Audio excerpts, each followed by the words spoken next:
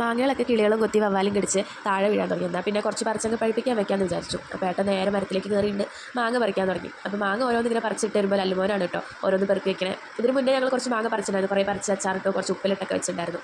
അപ്പോൾ മാങ്ങകളൊക്കെ ഇങ്ങനെ പറിച്ചിടുമ്പോൾ മോനൊക്കെ ഓരോന്നായി പെറുക്കി കൊണ്ട് അതിലേക്ക് ഇടുന്നുണ്ട്. ഇങ്ങനത്തെ പണികളൊക്കെ മൂപ്പർക്ക് ഭയങ്കര ഇഷ്ടമാണ്. അപ്പോൾ ഉത്സാഹത്തോടൊക്കെ ചെയ്യുന്നുണ്ട്. അപ്പോൾ അതിൻ്റെ ഇടയ്ക്ക് കൂടെ ഒരു മാങ്ങ തണ്ടോടെ വീണിട്ട് ഞാൻ വലിയ കാര്യത്തിൽ അതിങ്ങനെ പൊട്ടിക്കാൻ തുടങ്ങി. അങ്ങനെ പൊട്ടിക്കുമ്പോൾ ഇങ്ങനെ താഴെ ഇങ്ങനെ തെറിക്കുമല്ലോ, അതിന് വേണ്ടി നോക്കിയത് പക്ഷേ ചീറ്റിപ്പോയി. കുറച്ച് കഴിഞ്ഞപ്പോൾ ആ മണലിൻ്റെ വെള്ളം കയറി നിന്നിട്ട് അച്ഛൻ്റെ കൂടെ മരത്തിൽ കയറണമെന്ന് പറഞ്ഞ് നിന്നിട്ട് അറിയാം.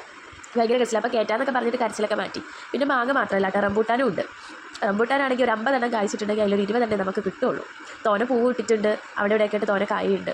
ഇത് ഒരുപാട് ചുവക്കുന്ന റംബൂട്ടാനല്ല കേട്ടോ, മഞ്ഞ കളറാക്കി, പക്ഷേ നല്ല മധുരമാണ് കഴിക്കാൻ ആ റംബൂട്ടാനാണ്. അപ്പോൾ പിന്നെ കുറച്ച് ഏട്ടൻ മാവുന്നൊക്കെ ഇറങ്ങി വന്നപ്പോൾ മരത്തിൽ കയറാൻ വേണ്ടി കരുതില്ലായിരുന്നു. പിന്നെ റംബൂട്ടാൻ മരത്തിലൊക്കെ കയറ്റി തരാമെന്ന് പറഞ്ഞിട്ട് കുറച്ച് നേരം അവിടെ കയറിയത് മൂപ്പരെ കരച്ചിൽ അങ്ങോട്ട് മാറ്റി കൊടുത്തു. കുറേ നേരം അവിടെ കയറി അങ്ങനെ കളിച്ചു. അപ്പോൾ ഏട്ടൻ മരത്തിൻ്റെ മുകളിൽ കുറേ കമ്പൊക്കെ ഇങ്ങനെ തട്ടി താഴേക്ക് ഇടുണ്ടായിരുന്നു. അപ്പോൾ അവനും അതുപോലെ ചെയ്യാണ്.